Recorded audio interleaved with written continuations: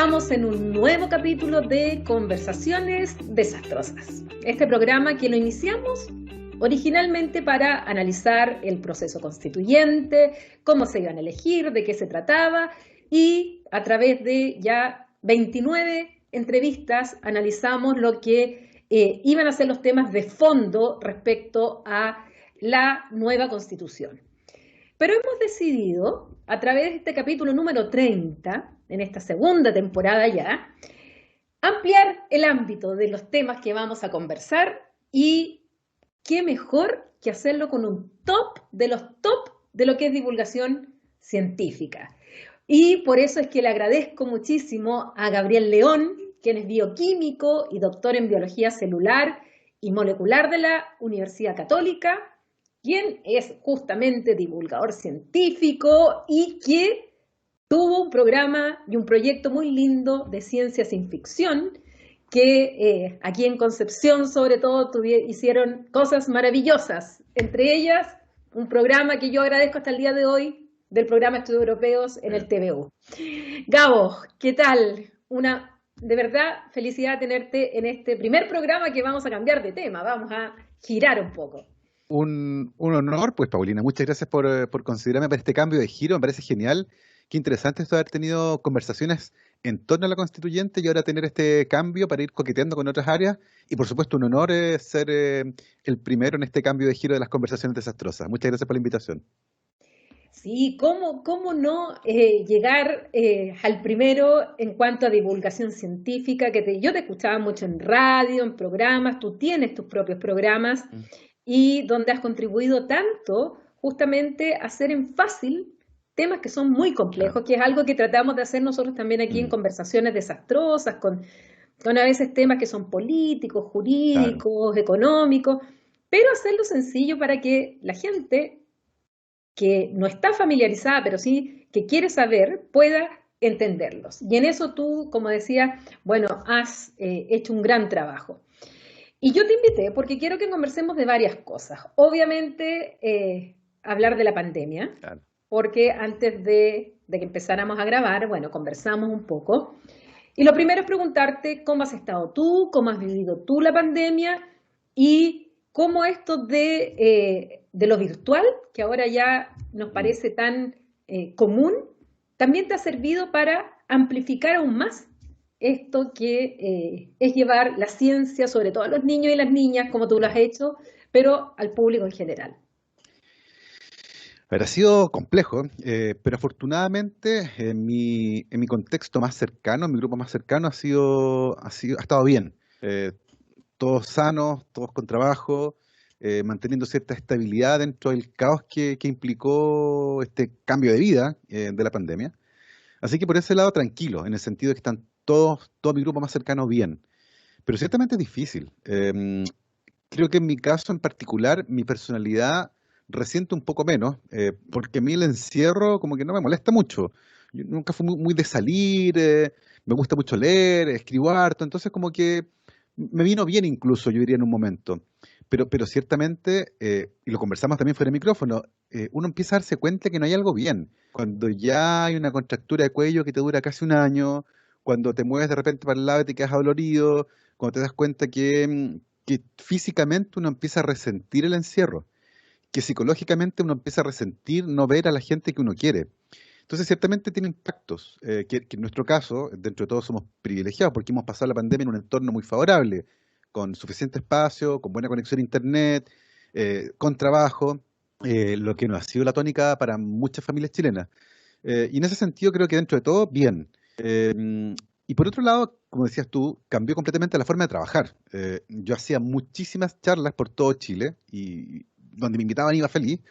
Y la pandemia implicó un cambio brutal porque ahora todo se hizo desde la casa, pero además en las agendas las actividades iban una detrás de otra. Entonces tenías una reunión de 9 a 10, una charla de 10:30 a 11:30, la radio de 12 a 1, después el almuerzo y después otra reunión de... Entonces al final el día era una vorágine. A diferencia de lo que uno se podría imaginar al principio, que si no, trabajar desde la casa, oye, qué entretenido, como más... No tiene nada de relajado y de hecho muchas veces esa serie de reuniones implicaban que uno durante el día no hacía nada más que estar en reuniones. pero en algún momento había que trabajar en lo que se había discutido en las reuniones. Y por lo tanto la jornada laboral se empezó a alargar, y en un momento dije, ¿sabes qué? Basta. Y por cada reunión tenía que tener un espacio libre de la misma cantidad de tiempo, porque yo sabía que esa reunión implicaba trabajo. Entonces no podía tener reuniones todo el día. Y me empecé a ordenar con esto del trabajo a distancia, y eso funcionó bastante bien. Y lo otro, llegar a públicos, como tú decías, donde era inimaginable ir a colegios rurales que tenían conexión a internet, pero llegar físicamente era mucho más difícil. eh, y poder estar en varios lugares de manera simultánea. Eh, creo que eso es algo bueno que va a quedar probablemente, porque el día de hoy poder ir a una charla a México es fantástico, pero en tiempos prepandémicos, ¿cierto? Implicaba costos operativos más altos, disponer de una cantidad de tiempo que muchas veces uno no tenía por las otras actividades planificadas. Entonces ha tenido de todo, pero yo diría que en la raya para la suma, afortunadamente ha sido tranquilo. Es como pasar por un camino que está muy malo, pero uno va bien dentro de todo. Creo eso sí que estamos llegando a un punto bien particular de la pandemia, donde uno empieza a ver que a lo mejor ahí al fondo se ve algo de luz, pero no lo sabemos. Es la incertidumbre, esa cosa que atravesó la pandemia, que está todavía ahí. Así que ha tenido de todo, pero como te digo, creo que haciendo un resumen, el balance ha sido bueno dentro de todo, a pesar de que uno sabe que esto, la pandemia, ha sido ciertamente una cicatriz en la vida de las personas. Pienso en mi hija, por ejemplo, que es chica todavía, que dejó de ver a sus compañeros de colegio casi un año y medio. Y eso ciertamente va a tener un impacto en su desarrollo. Entonces, eso va a quedar, yo creo que una marca que en el futuro, cuando pase, no sé, 10 años, 20 años más, y vamos a decir, oye, ¿te acordáis de la pandemia del 20? Del COVID-19? Oye, sí, y va a tener memoria de esto, estas cosas que en términos históricos y culturales dejan marca. Ahora hablemos de la pandemia. Hablemos justamente de esto, más yendo a tu área, porque efectivamente la incertidumbre es una gran variable. Sí, Uno busca justamente certezas. claro, Uno busca seguridad, lo buscará en la religión, claro. lo buscará en el trabajo, lo buscará en distintas formas. Mm, Uno lo que trata de buscar es certezas y el ser humano, por esencia, no le gusta la sí, incertidumbre. Y ahora nos encontramos, yo que me dedico al área de las relaciones internacionales, que ya venía mucha incertidumbre, veníamos saliendo del estallido, donde también había mucha incertidumbre, y además que estaba todo así como, ni siquiera veníamos saliendo del estallido, o sea, estaba dormido, sí, estaba las vacaciones, y de pronto nos encontramos con esto que nunca habíamos escuchado algunos, de coronavirus, de SARS-CoV-2, de COVID-19, de variantes, que no es lo mismo que cepas, claro. son puras cosas que uno ha empezado, que la inglesa, la británica, que la india, pero después para no discriminar se Claro. habla de delta, eh, y no, bueno, y ahora cuando uno empieza, claro, y se habla de la pandemia, de la gripe española, y que eran olas, Claro. entonces pasa un poco eso lo que tú decías, que en algún momento también vimos como la luz así que se abría Sí, claro. y ¡pum! En marzo nos encontramos con olas y ahora que estamos vacunados y en que mucha gente ha logrado tener ya sus 2 dosis en Chile, que somos bastante favorecidos, Sí, decimos ya ahora sí relax, pero es cosa mirar al otro lado del mundo y vemos lo que está pasando en Europa. Hoy día acaban de cerrar, los europeos cerraron, pusieron como, sacaron de la lista de países seguros a Estados sí, Unidos, claro. a Israel y otros. Entonces uno dice, ¿cuándo? Mm, ¿Cuándo termina esto? ¿Cómo, sí. cómo asumirlo? Eh, ¿Qué es esto del coronavirus? ¿Qué es esto de nació en Wuhan? ¿Viene de una sopa de murciélago? ¿Se les salió de un laboratorio en China? Eh, ¿Pueden haber otros coronavirus? ¿Han habido otros coronavirus? Sí. Cuéntanos un poco de esto que nos tiene Mm, viviendo y hablando todos los días de esta pandemia. exactamente. Fíjate que es interesante lo de la incertidumbre. Eh, Ciertamente la incertidumbre no nos acomoda. A nuestro cerebro le gustan las certezas. Y hay otra cosa que tampoco nos gusta mucho, que son los riesgos futuros. Nos cuesta responder al riesgo futuro. Piensa en la crisis climática. Mm. No, que en el futuro, qué sé yo. Bueno, resulta que una pandemia por coronavirus está predicha hace casi 20 años, eh, hace mucho rato. Eh, y claro, esta predicción, hecha por científicos, tenía un antecedente muy claro. Fue el brote de SARS del año 2002, que ocurrió en la zona de Cantón, en el sur de China, una zona subtropical, donde apareció un virus un día, un virus de la familia de los coronavirus, que causó una enfermedad gravísima, que se llamó síndrome respiratorio agudo y grave. Eh, Era tan grave esta enfermedad que mató al 10% de los que infectó. Es una brutalidad. Hubo 8.000 casos en el mundo y casi 800 muertos. Una cosa bien espantosa. En América casi no nos enteramos. En Sudamérica hubo 3 casos, 2 en Brasil y 1 en Colombia. Los 3 se salvaron. En Canadá hubo un brote interesante de una persona que viajó desde Cantón a Toronto y esa única persona causó un brote con varios muertos en un hospital. Fue bien impresionante ese virus. Pero al mismo tiempo era tan grave que rápidamente las personas manifestaban síntomas muy violentos y los internaban en un hospital y los sacaban de circulación. Y por lo tanto esas personas tenían pocas chances de contagiar a otros. Y eso hizo que esta enfermedad se extinguiera sola. Era tan grave, era tan notoria, que rápidamente los infectados eran sacados de circulación y por lo tanto se contuvo la transmisión del virus. Hubo algunas cuarentenas en Asia, pero no hubo vacuna, no hubo tratamiento, no hubo nada. Y, y la enfermedad reapareció el año 2004 en 2 casos en Cantón, y cuando reaparece, los científicos se dan cuenta que era un virus que pasó de un animal que vendían en un mercado, que es la civeta de las palmeras, que es como un gato con cara de mapache un poco alargado, y que el virus ¿Ese es el del originalmente, café también o no? ese es del café, exactamente, del Kopi Luwak, Sí, el el café más café caro más del caro del mundo, mundo. claro, Lo tomé una vez, que debo alimentan, decirlo. alimentan a las civetas con café, los digieren, los botan en las heces, lo limpian, lo Sí, lavan, y se supone que el paso por el estómago cambia el café. ¿Valía la pena? ¿Era rico, no? ¿Te gustó? sí, Ya bueno, sí. costaba 350.000 pesos el kilo. Carísimo, No, carísimo. carísimo, No, no, carísimo. no, sí. Mira, sí, Sí. para contar la historia, que tampoco no es que yo haya tenido plata y me fui a comprar el café más caro del mundo. No, era una amiga en Bruselas, donde yo viví, Claro. que ella trabajaba en la Comisión Europea, entonces estaban en negociaciones con los indonesios. Y los indonesios le llevaron de regalo este café. Entonces cuando la fuimos a ver, dice, oye, les quiero dar café, abramos el café, dicen con su marido, y cuentan la historia del café. Entonces dijo, les vamos a contar antes por si es que lo quieren tomar o no. En el fondo era café de la caca del Claro, animal. sí, claro. Y dijimos, ya, tomémoslo. Yo no tomo café en la noche porque si no, no duermo. Mm. Y lo tomamos, exquisito, y pude dormir sin problema, porque Mira, parece que el paso por el animal es como que le quita lo la caja. ácido, no tengo idea lo que hace. Ya, esa ha sido la única vez que he tomado ese café, Bueno, por eso me acordé. bueno, ahí están las civetas, que se venden. Se venden para consumo humano, se venden vivas en varios mercados. Pero fíjate que lo curioso es que las civetas estaban enfermas. Tenían fiebre, estaban decaídas, no eran el reservorio del virus. Un virus puede vivir en un animal en son de paz. El animal no le hace nada al virus, el virus no le hace nada al animal, y ese animal es el reservorio.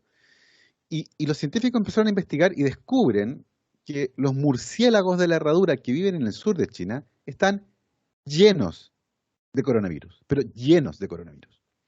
Y en ese momento salta la alerta y dice, ¿saben qué? Aquí hay tanta diversidad genética, de hecho hay un artículo científico que lo dice textual, que esto es una bomba de tiempo. O sea, en algún momento otro de estos virus va a pasar a los seres humanos y va a causar una pandemia. Y esa advertencia, desafortunadamente, nadie pescó mucho. La vigilancia aumentó, pero no tanto. Vigilancia epidemiológica, de virus, qué sé yo. Hasta que llegamos a lo que ocurrió en Wuhan. A fines del 2019 se cree que el virus, muy probablemente, estaba circulando al menos desde noviembre, Mm. pero muy probablemente agosto o septiembre, las fechas más claras con respecto a cuando el virus salta a los seres humanos. Y los virólogos creen que el virus existe desde hace al menos unas 4 o 5 décadas, incluso un poco más, en murciélagos. Entonces estaba esperando ahí harto tiempo hasta que de alguna forma llega a los seres humanos. Ahora, ¿cómo llega? Eh, Como ocurría en la antigüedad, pues las pandemias con virus animales han existido siempre. Ahora son más comunes porque nosotros nos hemos ido a meter en todos los ecosistemas. Y cuando uno destruye un bosque, por ejemplo, los animales que viven ahí tienen que irse a otro lugar. Mm. llevando con ellos los virus que tienen encima. Y ahí aparece algo que es bien impresionante en los murciélagos. Los murciélagos hospedan a una cantidad gigante de virus que son letales para los seres humanos, partiendo por el virus de la rabia, el virus más letal que se conoce. Si a ti ¿Más te... que el ébola? Lejos, este tiene un 100% mortalidad. Ya. Si a ti te muerde un perro con rabia y no te vacunas, te vas a morir. Así, ¿ya? Lo hace que es un virus lento. Si un perro te muerde la mano, el virus tiene que moverse por los nervios hasta que llega al sistema nervioso central. Cuando llega al cerebro no hay nada que hacer, pero mientras va en el viaje, sí. Y por eso uno, aunque haya sospecha, uno no sepa, te vacunan igual. Porque Mm. por si acaso, porque si ahí tenía rabia el perro, te mueres. Eh, el ébola, murciélago. Rabia, murciélago. SARS, murciélago. Y otros tantos más que vienen desde los murciélagos. Eh, y por lo tanto estaba claro que entre la deforestación, la invasión de los nichos ecológicos, el tráfico y consumo de animales, estaba claro que la cercanía con los murciélagos se iba haciendo cada vez más estrecha. De hecho, fíjate, cuando parte la pandemia pasa algo que es bien increíble. China ordena, en febrero del 2020, meses después de que parte la pandemia, China ordena el cierre de 20.000 granjas de vida silvestre, que es algo que es bien curioso. Y se empieza a investigar qué son estas granjas de vida silvestre y se descubre que las autoridades chinas habían implementado en el interior del país un sistema de granjas en las que las personas podían criar animales silvestres, no animales de granja, no eran cerdos, vacas ni pollos, eran civetas de las palmeras, eran pangolines y otro tipo de animales exóticos que los criaban para vendérselo a los mercados de la costa, como una forma de generar ingresos. En China, como en otras partes del mundo, las ciudades costeras tienen un nivel de desarrollo mayor que las ciudades del interior. Mm. Y para tratar de reforzar un poco la economía local de las ciudades del interior, el gobierno chino apoyó la creación de estas granjas de animales silvestres. Bueno, en febrero cerraron 20.000. Y se cree que esas granjas pudieron ser el punto de contacto entre los murciélagos y algún tipo de animal que era vendido vivo a estos mercados de la costa, porque esa es otra característica. Hay algo en la cultura china que vincula el consumo de animales recientemente sacrificados con la vitalidad. Y por lo tanto, comprar un animal vivo que es sacrificado en el momento para que tú te lo lleves a tu casa y lo cocines es mucho mejor que comprar un animal faenado. Mm. Y son estas características las que probablemente hacen que un virus pase de murciélago a un animal intermediario que todavía no conocemos, pero que perfectamente bien podría ser el pangolín y finalmente a los seres humanos. En este proceso el virus se adapta, muta, cambia y se hace capaz de no solo vivir en los seres humanos, sino que de transmitirse de persona a persona. Y es esa característica justamente la que hace que un virus que residía en un murciélago se pueda convertir en un virus con potencial pandémico. Esto estaba predicho, esto no requiere laboratorio, no requiere biología. En el fondo, tú puedes sacar de la ecuación a toda la ciencia que existe. Y esto va a pasar igual. Es la forma en la que los virus históricamente se han movido de especie. Lo que pasa es que ahora, como nosotros estamos más encima de estos animales, estos eventos son más frecuentes, pero recuerden ¿Eso es ustedes, lo que se llama zoonosis? sí, exactamente. Una zoonosis es una enfermedad que se produce cuando un virus que vive en un animal pasa al ser humano. Y nosotros en Chile tenemos una zoonosis, el ANTA. Mm. El antavirus es un virus que vive en el ratón de cola larga y pasa al humano. Y ojo, nadie toma sopa de ratón. Nadie se cuelga un ratón como amuleto. Lo único que hacemos es ir a meternos donde viven los ratones. Y eso nos pone en contacto con este virus que puede pasar a los seres humanos. Es un virus que puede ser tremendamente letal. Y hay descrito al menos un par de brotes donde además el virus pasó de humano a humano. Cosa que durante mucho tiempo se Mm. pensó que no ocurría. Entonces, las zoonosis van de la mano también con las mismas tragedias vinculadas al cambio climático. La destrucción del bosque tropical hace que los animales que están ahí se vayan a vivir más cerca de las ciudades. Y eso pone en contacto a los virus que viven en esos animales con los seres humanos. Entonces, uno no necesita al laboratorio de Wuhan, uno no necesita la biología molecular, uno no necesita la naturaleza se encarga de hacer esto. Son eventos que han ocurrido históricamente siempre. Lo que pasa es que el día de hoy, para nosotros es algo nuevo, porque tú lo dijiste, el último Mm. fue la pandemia de gripe de 1918. Pero esto en términos históricos ha pasado de manera recurrente. Entonces, creo que, y además estaba predicho, científicamente hablando, estaba claro que el potencial de estos virus de murciélago identificados a partir del año 2004 y con una evidencia clara el 2015, diría yo, la última, de que de ahí venía el virus que causó el brote del SARS del 2002, iba a dejar la escoba de nuevo en otro momento. Eh, por eso, si alguien se lo ha preguntado, este virus se llama SARS-CoV-2. porque el SARS-CoV-1 es el del 2012. Entonces, esto estaba claro que iba a ocurrir, no teníamos idea Y cuándo ni expliquemos que cómo. el COVID-19 no es que hubo 18 No, antes, como a no, alguien le escuché eh, por ahí. no. El COVID-19 es el nombre de la enfermedad. Es Sí. Coronavirus Disease del año 2019, enfermedad por coronavirus del año 2019, causada por un virus que se llama SARS-CoV-2. Esto de las siglas para perderse, porque además, salió al principio de la pandemia, no sé si te acuerdas, gente que ponía las fotos de este spray que desinfecta y decían, mire, acá dice, mata coronavirus. Ya sabían que esto es, claro, porque era el coronavirus famoso del 2002, y además hay otros coronavirus, porque esto es una familia de virus que circulaban en seres humanos y que producen una enfermedad parecida al resfrío. Entonces, no es la primera vez en la historia que nos enfrentamos a un coronavirus, ¿ya? Pero claro, cuando empiezan a aparecer todos estos nombres y uno empieza a buscar, empieza a leer que existía, entonces empieza a aparecer la idea del complot. Entonces, claro, esta fue parte del pool de ideas bastante floreadas que aparecieron durante la pandemia, pero la verdad es que está bastante claro que esa sería la ruta de entrada de este virus a los seres humanos, y lo que explica por qué el día de hoy estamos todos encerrados. Bueno, de hecho me acuerdo que mi hijo llegó un día con Asterix y Obelix, y en una parte, en uno de los capítulos, dice coronavirus. Y ya estaba en esta BD de Sí, Asterix y Obelix. sí. Em, es bien interesante todo esto porque justamente quiero llegar al tema del complot, Mm, de las ideas falsas, de las noticias falsas, porque la conocemos en política, claro. yo que lo he visto mucho en varios temas, pero al final se va juntando, hay una negación de la ciencia por parte de muchos, y ahí tuvimos en su momento al propio Donald Trump, pero que se ha ido replicando en Jair Bolsonaro y otros.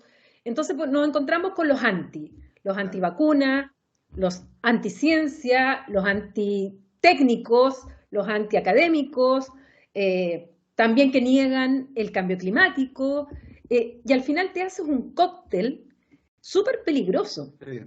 porque vemos después movimientos antivacunas, pero que se mezclan y hasta con movimientos neonazis y se Sí, mezclan con una serie eh, de ideas extremas sí. que finalmente van desinformando a la población. Y algunas personas, sin querer a lo mejor, ante este miedo, porque la gente tiene miedo, y Sí, cuando claro. tienes miedo, y esto que hablamos de la incertidumbre, bueno, a veces la gente se quiere agarrar de algo y dice, no, si esta es mentira el cambio climático, es mentira esto del virus, es mentira, todo lo que me están diciendo es mentira, y en realidad esto es todo un complot de Bill Gates, es un complot de Soros, es un complot de los chinos, y viene todo esto. ¿De qué manera poder influir más en la gente para que entiendan que esto es verdad? O sea, lo que tú señalas, habían informes de la Organización Mundial de la Salud entregados antes que anunciaban que esto podía ocurrir. Hay un video que se hizo viral de Bill Gates, efectivamente, donde cuenta todo y el riesgo que había que el contacto finalmente fuera de persona a persona y que fuera a través del aire. O sea, Sí, no por tocarse, sino que sí, finalmente a través del aire y empezamos a ver que las gotitas, cuánto tiempo duraban las gotitas y al final, bueno, de a poco la ciencia va descubriendo algo nuevo y dicen, ah, pero es que dijeron que no la mascarilla, que sí la mascarilla, claro. que no la vacuna, que sí la vacuna, que 2 dosis, que no, 3, no. Entonces también viene todo el lío de la Organización Mundial de la Salud, pero a la gente también le cuesta entender que esto es nuevo. O sea, la ciencia va estudiando encima. Estamos siendo como un laboratorio del mundo hoy día para el tema de las vacunas, para el tema de la prevención y corrígeme si me equivoco, que en muy breve tiempo tuvimos vacunas, Sí, claro. porque nos decían que se demoraban de 8 a 10 años y en muy breve tiempo tuvimos vacunas. Entonces, ¿cómo hacer, por un lado, que la gente entienda esto que hablan de la transmisión del riesgo? Sí, De que hay un riesgo evidente, por un lado, y las desinformaciones y estos grupos interesados que de repente salen ahí, mm, mezclan entre política, sí, religión, claro. intereses económicos y todo. Y uno ahí entre medio sin saber qué diablo hacer, si sale o no sale, si besa o no besa, si la mascarilla se la pone, si se pone o no se pone la vacuna. Entonces, ¿cómo hacerlo, Gao, en esto para poder ayudar a la gente? A ver, es un tema extremadamente complejo. Eh, Fíjate que hay algo bien curioso con nuestro cerebro. Eh, Nos cuesta entender los eventos azarosos. Siempre queremos tener un culpable. Nada es casualidad. Siempre hay como que nuestro cerebro está cableado de alguna forma así. Hay una investigadora que se llama Karen Douglas, ella trabaja en la Universidad de Kent, en el Reino Unido, y ella estudia estas historias conspiranoicas, y es una psicóloga social, y llega a la conclusión de que tiene que ver con eso. Nos cuesta aceptar que las cosas sencillamente pasan. Y para muchos es más sencillo entender que hay un complot. Alguien se organizó para hacer esto. Y cuando ve videos como el de Bill Gates, no es evidencia de que los científicos ya sabían, es evidencia que confirma que había un complot. O sea, él sabía por algo, ¿me cachai? Entonces, eh, es relativamente sencillo caer por ese agujero de conejo, por esa cueva de conejo, y irse a las profundidades del cerebro humano. Entonces, es algo que ocurre, y ha ocurrido siempre, ¿eh? Todo el tiempo la desinformación, particularmente en tiempos de crisis, ha ganado un espacio. Ciertamente con el advenimiento de tecnologías como Internet es mucho más fácil distribuirlos, pero es algo que es parte de la naturaleza humana, diría yo. Y por lo tanto, contrarrestarlo se convierte en algo complejo, ¿ya? Eso es lo primero. Eh, en segundo lugar, creo que es importante entender que nadie de los que cree que las vacunas son peligrosas o son malas o no hay que vacunarse, ninguna de esas personas llegó a esa conclusión leyendo artículos científicos. No es un problema biomédico. Tiene que ver con las creencias. Y entrando en la arena de las creencias, nos metemos en una área que es compleja, porque tenemos que recurrir entonces a la antropología, a la psicología social y a la sociología, que nos permite entender un poco mejor este fenómeno. No es un problema, insisto, biomédico. Las consecuencias de que alguien no se vacune ciertamente son biomédicas, pero el origen, la raíz, no es un problema biomédico. Insisto, nadie llegó a esta conclusión de no vacunarse leyendo un paper. Dice, mira, acá dice que esto de aquí más o menos 3, por lo tanto, no. Y por lo tanto, no lo voy a hacer cambiar de idea con más papers o con más artículos científicos. No tiene que ver con la evidencia científica. Eso es fascinante desde el punto de vista científico, pero tremendamente desesperanzador desde el punto de vista de la pandemia. Uno ve, por ejemplo, lo que está ocurriendo en Estados Unidos, un país en el que la vacuna y la vacunación para un grupo importante de la población choca fuertemente con sus más profundas creencias, que no tienen que ver de nuevo con la ciencia, tienen que ver con la libertad individual. Sí. En el fondo, nadie te puede decir a ti qué tienes que hacer, nadie. Independiente si te están diciendo que te cuides porque hay un virus mortal afuera. Y hace poco me tocó ver, estoy preparando una presentación justamente sobre este tema para un congreso médico, me tocó ver una especie de reportaje que hizo el New York Times, un video de 9 minutos, donde muestran a gente que se identifica como libertarios y que cuando le preguntan por qué no se vacunó, la persona dice, porque no me gusta que me digan qué hacer. Mm. Y es un argumento tremendo. Y esa persona murió 9 días después. Y el periodista que hace el reportaje dice, así es como se ve la libertad hoy en Estados Unidos. Entendida como este derecho a contradecir lo que la autoridad médica me dice. Que se viene un poco con lo que decía Michael Gove, ¿te acuerdas? Este Sí, señor, o sea, estamos hartos de los expertos. La gente sí. no quiere que los expertos... Pero ¿cómo lo hacemos entonces? Porque cuando a alguien se le echa a perder el auto, lo lleva al mecánico. Si tengo un problema en una muela, voy al dentista, no me meto a YouTube a ver un video de cómo arreglarme yo la muela. Pero aparentemente en algún momento decidimos que este tema sí lo puedo arreglar yo, desde Google. Y es ahí donde justamente los sociólogos, por ejemplo, el otro día leí un artículo precioso de una socióloga que decía que uno de los grandes problemas en Estados Unidos tiene que ver con la identidad de grupo. Y por ejemplo, en muchas comunidades que son profundamente republicanas, que votaron por Trump 2 veces, que añoran a su gobierno, la campaña de vacunación está dirigida ahora por un gobierno que es demócrata, y eso no les gusta.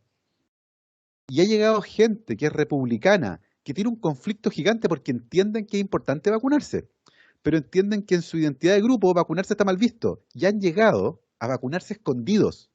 Y su máxima preocupación es que nadie en la comunidad se entere que ellos se vacunaron, porque están renunciando a una marca identitaria. Entonces, es un problema que es tremendamente complejo. E insisto, no tiene que ver con la evidencia científica, son las Mm. creencias. De Eh, hecho, eh, yo he visto mapas en el cual aparece dónde han sido, bueno, Estados Unidos lleva más de 600.000 muertos al día de hoy. Y vi mapas donde efectivamente aparece lo que tú decías. ¿En qué lugares han muerto más personas? Y han sido justamente en los lugares donde más republicanos o más gente votó por Trump. O sea, claramente el mapa tú lo ves con esta idea. sí, Y ha sido, bueno, las manifestaciones donde incluso aparecen personas que atacan sí, a otros que entran a un mall con sí, mascarilla. claro. Sí, Y hay sí, no, sectores donde atacan al que usa mascarilla, no es al sí, revés. sí, sí, Entonces, y absolutamente. eso está pasando en Europa también, en algunos sectores, menos que en Estados Unidos, pero de todas maneras está pasando.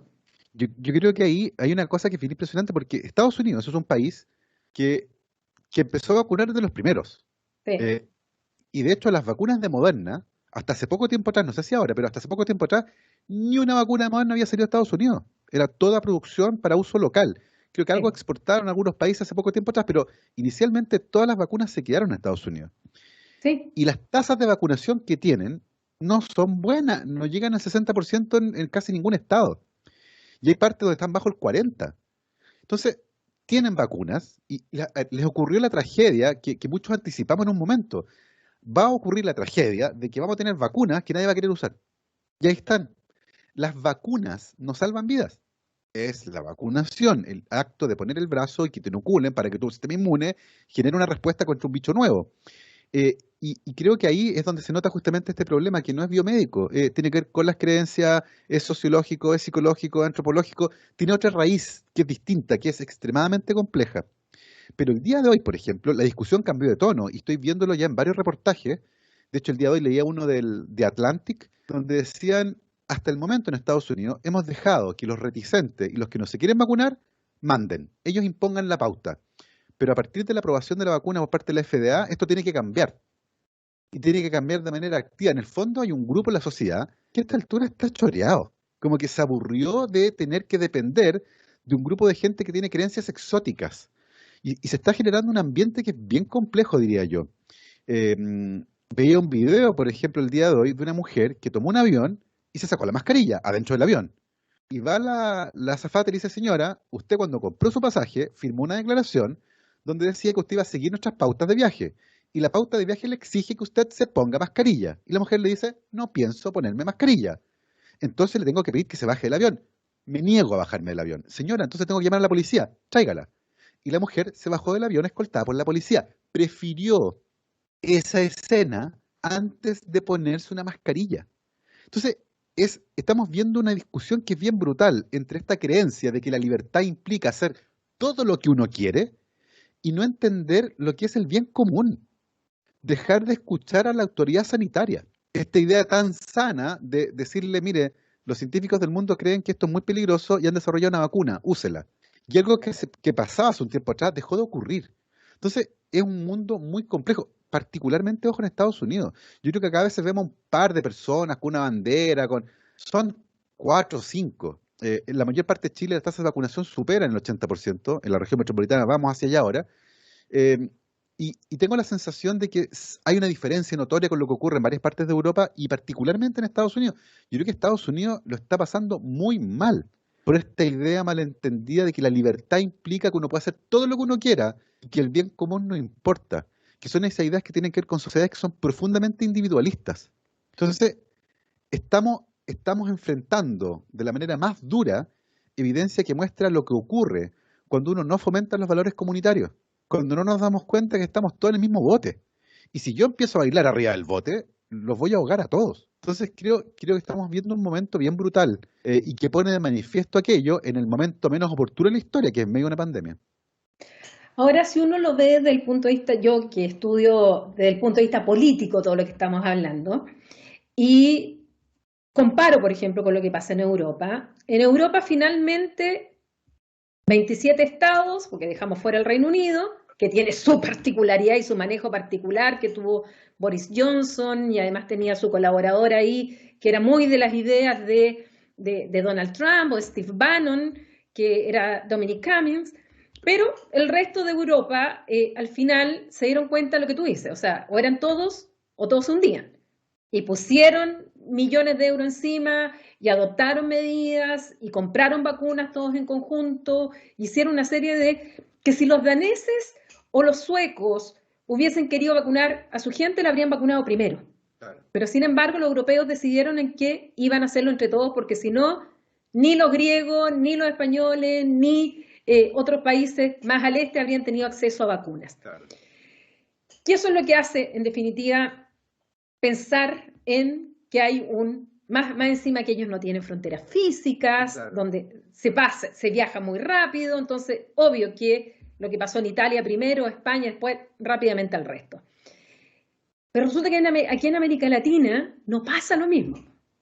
O sea, que en América Latina estamos todos divididos y dentro del contexto latinoamericano, obviamente destaca Chile por el haber adquirido vacunas y por los altos índices de vacunación que tenemos.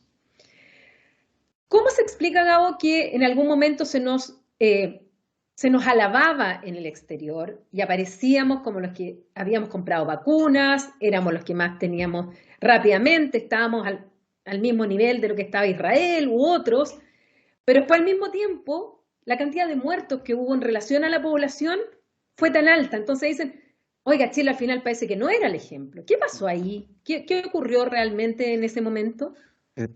Yo creo que hay dos fases en la pandemia. Efectivamente, las vacunas llegan después de un año de pandemia. Recordemos que Chile se autorizó la primera, si no me equivoco, el miércoles 16 de diciembre. El ISP autoriza la vacuna de BioNTech Pfizer.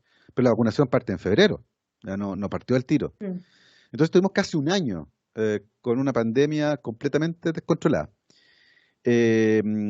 Y cuando uno analiza la evidencia científica generada, por ejemplo, en un artículo científico publicado en Science, muy bueno, por un grupo de chilenos, donde mostraban, por ejemplo, lo que ocurría durante nuestras cuarentenas y la baja en la movilidad que había durante las cuarentenas. Y lo que se podía ver en esos estudios era que, en primer lugar, la baja de movilidad que se obtenía no era compatible con una cuarentena formal.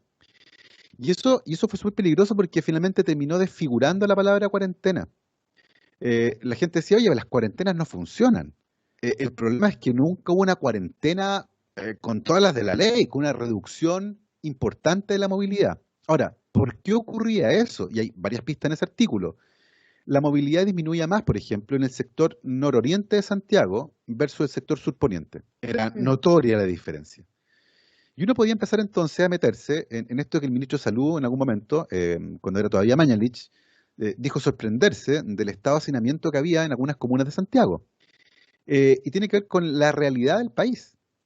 Había mucha gente hasta el día de hoy que si no sale a trabajar todos los días, sencillamente no tiene dinero para vivir. Y por lo tanto, la realidad social, los determinantes sociales de la salud, que están ahí hace tiempo, no es un descubrimiento nuevo, se sabe que afectan a la bueno, tiene que ver con esto justamente, como alguien que no tiene un trabajo estable, que tiene que hacer todos los días, no puede hacer cuarentena. Si a mí me decían, Gabriel León, enciérrate durante un mes en tu casa, yo compraba provisiones y me encerraba un mes en mi casa, porque claro, vivo en una casa cómoda, tengo internet, tenía trabajo, no tengo ni un problema. Pero hay un montón de gente que sencillamente no puede hacer eso. Entonces, ciertamente durante un tiempo, las restricciones no fueron las adecuadas, los controles tampoco. Yo me acuerdo que en algún momento durante el mes de junio del 2020 hubo fiscalización acá donde yo vivo, con un barrio súper central en Providencia, pero fueron pocos días y después nada. Entonces, básicamente, el control queda en manos del guardia del supermercado, el guardia del banco, el señor de la tienda que te tomaba la temperatura, que te pedía el pase de movilidad, pero él básicamente quedó en ese ámbito. Entonces, tengo la sensación de que, particularmente, el manejo inicial tuvo esta suerte de, no sé cómo llamarlo, no fue prolijo, y los datos están ahí. O sea, teníamos cuarentenas que no eran cuarentenas porque la movilidad no bajaba. Y una cuarentena que no reduce la movilidad no debería ser llamada cuarentena, porque después queda la idea de que las cuarentenas no funcionan. Las cuarentenas funcionan, pero cuando se hace una cuarentena.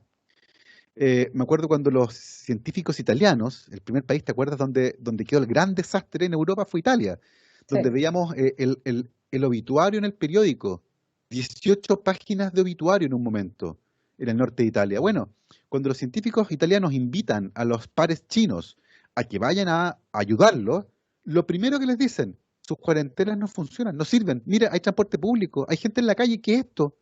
Es una cuarentena, porque no, esto no es una cuarentena. ¿Ya? Entonces tengo la sensación de que va un poco por ahí. Ahora, hay otra cosa que es distinta, que tiene que ver con cómo se negociaron las vacunas, cómo se compraron las vacunas anticipadamente, que eso ciertamente se hizo bien. Y ahí el gobierno lo hizo bien, negociando y comprando vacunas. Y la otra cosa notable es vacunando, porque tú no sacas nada con tener una bodega llena de vacunas. Tienes que distribuirla en un país que es muy heterogéneo y aplicarla. Y en eso, y aquí viene una mini homenaje al PNI, al Programa Nacional de Inmunizaciones, y a todo el aparataje que en las últimas 5 décadas, no sé, ha posicionado a Chile como un líder en la región. Chile fue el tercer país del mundo que erradicó la polio. El último caso en Chile fue el año 75, el año que yo nací, el último caso de polio. Somos muy buenos vacunando gente. Es una experiencia que está décadas de experiencia. Entonces, esos dos elementos cambian un poco también el curso de la pandemia, en el momento en que se consiguen vacunas y se logra vacunar a la gente. Pero hay un momento previo que tiene que ver con cómo se manejó. Mucha gente ha dicho cómo se administró la pandemia. Yo creo que es un término que puede sonar duro, pero me parece que es el adecuado. ¿Cómo se administró? Y ahí uno encuentra probablemente el grueso de las víctimas fatales en ese periodo, previo a las vacunas, cuando la gente igual tenía que salir, igual tenía que exponerse, igual se movía, no se podía quedar uno guardado. Entonces, claro, eso explica por un lado, como decías tú, que en algún momento tenemos una tasa de letalidad alta por millón de habitantes comparado con otros países, pero ahora tenemos una tasa de vacunación alta con casos que van a la baja. Y estamos todos pendientes, porque sabemos que en una pandemia con un virus nuevo, cantar victoria es lo peor que uno puede hacer, porque además sabemos que la variante Delta entró hace poco y no sabemos qué comportamiento va a tener, porque no lo sabemos, no tenemos idea. Y uno puede anticipar, mira, puede que quede la escoba, puede que no, pero en los dos escenarios es mejor ponerse en el escenario malo y asumir que sí va a caer la escoba. Y por lo tanto, el mensaje claro tiene que ser, la pandemia no se ha terminado. Y estar vacunado no implica ser inmortal. Entonces, me tengo que seguir cuidando, tengo que mantener el cuidado. Y es ahí donde estas campañas de comunicación del riesgo fallaron. No estaba claro. En un momento estaba muy claro cómo se transmitía el virus. Al principio no estaba claro. De ahí viene lo que tú mencionabas antes. Mascarilla, no mascarilla, sin mascarilla, ¿qué onda? Bueno, de a poco vamos cerrando el círculo alrededor de esto y logramos establecer a nivel científico de manera clara que es un virus que se mueve eminentemente por el aire. Entonces, esto ya de desinfectar las compras de supermercados no tiene sentido, pero ventilar la casa sí. Entonces, es un cambio completo de comportamiento. Y ese es el tipo de comunicación de riesgo que había que tener. En el fondo, es mucho más riesgoso el día de hoy ir a la casa de alguien con quien yo no vivo y estar encerrado en el living durante 4 horas que juntarme con esa misma persona al aire libre, en un parque, en una plaza, en una terraza. Y entre más tiempo esté con él, más peligroso es que estoy poco tiempo. Entonces, y entre más gente haya, obviamente el riesgo es mayor. Entonces, ese tipo de información no fue entregada desde mi punto de vista de manera oportuna para que las personas pudieran decidir, entendiendo esa información, qué escenarios eran riesgosos y cuáles eran menos riesgosos, porque no hay escenarios de riesgo cero. Entonces, a la luz de eso, uno podía ir viendo qué cosas hacía. Si tengo que ir al médico porque tengo dolor en el pecho, por ejemplo, es una muy buena razón para ir al médico. Pero si tengo una cosa pequeñita que me duele aquí, tal vez puedo postergarlo un poco. Entonces, y si voy a ir a un centro médico que está saturado de gente, bueno, ahí decido, ¿es grave lo que me pasa o no?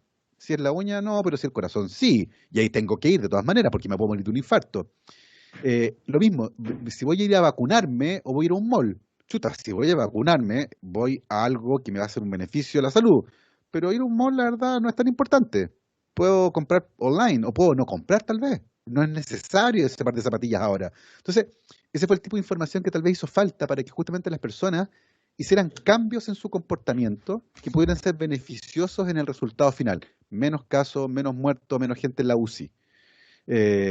Y yo creo que ya no se hizo, se aprendió tal vez por Haciendo. repetición haciendo, pero ciertamente, y esto va a ser interesante, material de estudio para los próximos 4 o 5 años va a haber, y comparar qué fue lo que hicieron los países, qué marcó el destino de cada país, y eso ciertamente no me cae ninguna duda.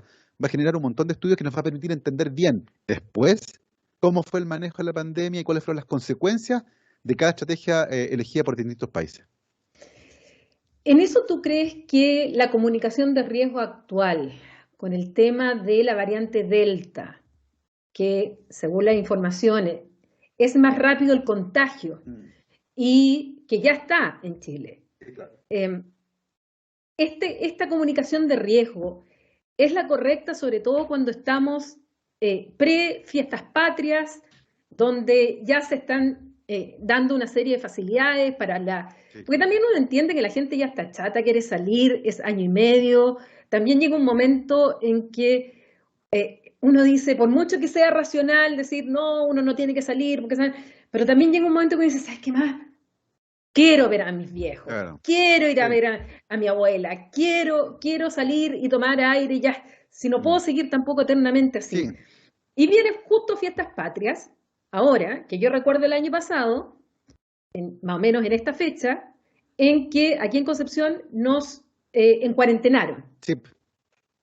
Y al mismo tiempo salió la norma del Ministerio de Salud que decía que iban a dar como chip libre 3 o 4 días para fiestas patrias. Fondéate. Oye, yo grabé hasta un video y lo subí pidiendo que por favor esa medida no se aplicara en la zona que estábamos recién entrando en cuarentena. Porque en el fondo estaban aplicando una medida con parámetros de Santiago al resto, y aquí hasta el intendente dijo que no. O sea, políticamente, que el intendente, que el representante del presidente de la República, dijo, no, yo no voy a aplicar la medida en Concepción. Y de allá su jefe le dijeron, no, si se va a retractar. Y dijo, no, no me retracto. Aquí en Concepción no se aplica. Y no lo echaron.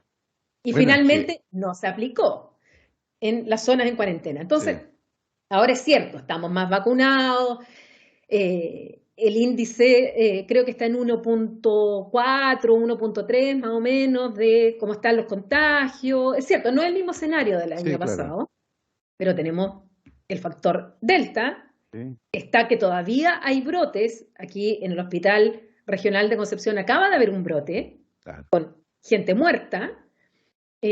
No estamos todavía, pero sin embargo ya estamos en fiestas patrias, ya no estamos igual que el año pasado, entonces el pase de movilidad, ¿qué hacemos? Porque de verdad a mí me asusta eso. ¿Qué va a pasar a fines de septiembre? Bueno, ¿Qué va a pasar? Es el gran susto que tienen todos los médicos infectólogos, los epidemiólogos con lo que va a pasar en septiembre, porque, a ver, estamos hablando de una celebración donde hay mucho consumo de alcohol. Sí. Después de un periodo de tiempo en el que la gente estaba encerrada. Entonces, y que también ha aumentado el consumo de alcohol. Entonces, como que uno puede anticipar un poco lo que va a ocurrir, ¿no? Sí. Va a haber carretes bien desmadrados, donde las medidas de control van a bajar. O sea, a uno se le va a olvidar y va a andar ahí lamiendo el suelo, uno se va a encontrar con... Entonces, tengo la sensación de que no es el momento, no es la celebración adecuada para empezar a soltar de esta forma, ¿ya? Entendiendo además que, como tú muy bien decías, todavía no sabemos lo que pasa con la variante Delta. Y como no lo sabemos, una visión conservadora podría decir, bueno, tomémoslo con calma. Vamos relajando de a poco los aforos, no todavía. Sabemos que el virus circula menos en verano, pero para el verano faltan muchos meses todavía. Entonces nos podríamos mandar un rebrote gigante. Puede que no. Y es ahí donde uno dice, ¿quién hizo esta apuesta? ¿De dónde viene la toma de decisiones? Porque, a ver, uno entiende que la toma de decisiones es algo opaco. Uno no sabe cómo se tomó la decisión A, B o C. Y ciertamente hubo un input desde la ciencia. Viene el input de la variante Delta, de los PCR, de la contagiosidad, de todo lo que ocurrió en todo el mundo. Pero esa información pasa a formar parte de un pool de información y de lobby y de actores que están presionando por una u otra cosa. Y eso va a un algoritmo que nadie sabe cómo funciona, ¿cierto? Esta toma de decisiones donde se deciden cosas. Entonces uno no sabe ahí cómo fueron las conversaciones, de dónde vinieron las voces más altas, si uno quiere, ¿cierto? El que pegó más fuerte en la Que eres mesa. diplomático, las presiones. Gracias, gracias, exactamente. Uno no conoce cómo fue el WhatsApp, el telefonazo, el almuercito ahí, cómo se hacen las cosas, pues.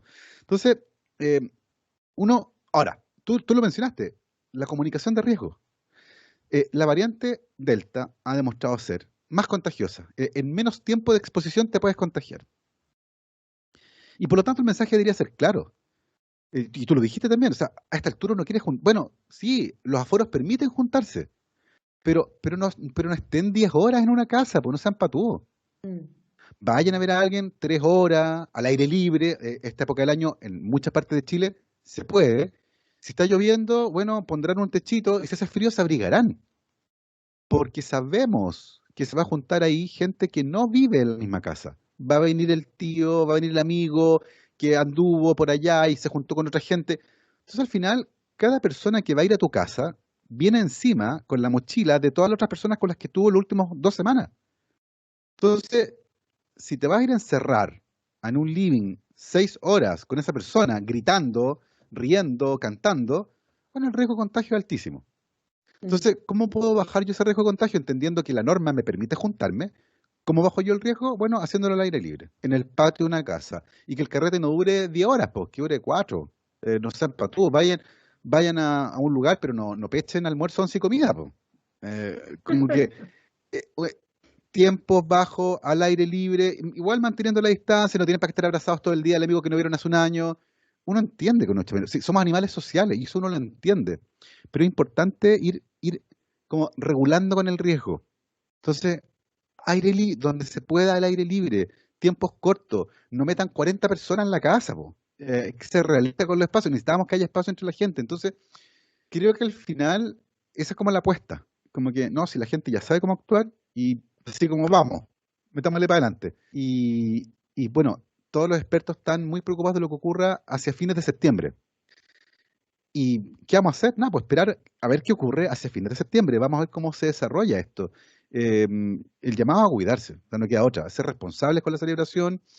Uno entiende que hay gente que no ha visto a su familia en mucho tiempo. Yo he visto a mis padres 2 veces en los últimos año y medio y las 2 veces nos hemos juntado al aire libre. Todos bien abrigados, pero al aire libre, porque, Mm. oye, mamá, esta cuestión, nadie sale, pero no importa, no sé, a lo mejor alguien, ponte, mira la mala suerte, en esa cosa que alguien justo se juntó en el trabajo al aire libre y no hemos juntado al aire libre, porque sabemos que el riesgo es más bajo. A lo mejor igual eventualmente podríamos haber terminado porque si esas cosas pasan, pero hicimos cosas asumiendo que había que disminuir el riesgo. Visitas cortas, un par de horitas, hola, ¿cómo están? Almuerzo, nos vamos, chao. Nada es oye, pero no sé qué. No, pues sí, ¿cachai? Como que al final se está reduciendo un poco a eso. Mm. Eh, Estamos todos expectantes de lo que va a ocurrir. Eh, Espero que las personas se comporten a la altura de las circunstancias. Y ojalá que no haya mucho daño pensando en que pueda haber un rebrote. Insisto, nadie sabe cómo se va a comportar la variante Delta en nuestro país, con esta tasa de vacunación, con este clima, con nuestra... Nadie tiene idea. Y por eso mismo hay que cuidarse, porque hay algo que acá que es bien curioso, que ser optimista o ser pesimista. Y yo creo que en estas cosas en particular conviene ser un poco pesimista en el fondo y prepararse para lo peor. Mm. Porque lamentablemente, si nos preparamos para lo mejor, va a morir gente. Y el problema de la muerte es que es irreversible. Entonces, vale la pena cuidarse. Bueno, Gabo, yo te agradezco muchísimo porque justamente la idea de conversar sobre estos temas contigo era también pasar estos mensajes, también explicarlo, por qué, porque a veces solamente decir, oiga, cuídense, pero sin explicar por qué, la gente no lo hace. Y la gente muchas veces cuando tú explicas calmadamente, cuando las autoridades tienen se dan el tiempo de hacer esta comunicación, la gente, la gran mayoría entiende. Siempre van a haber un grupo que se va a resistir. Pero justamente la idea de este programa de conversaciones desastrosas era eso.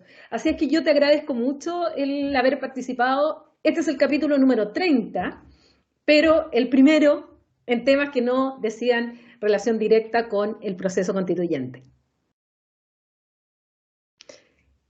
Yo encantado de haber sido invitado a esta edición especial de 30 conversaciones desastrosas, que gran nombre, por cierto, y hacer este cambio de mirada para hablar de un tema contingente, relevante, Y nada, un honor participar de esta conversación, Paulina, estuvo muy entretenido.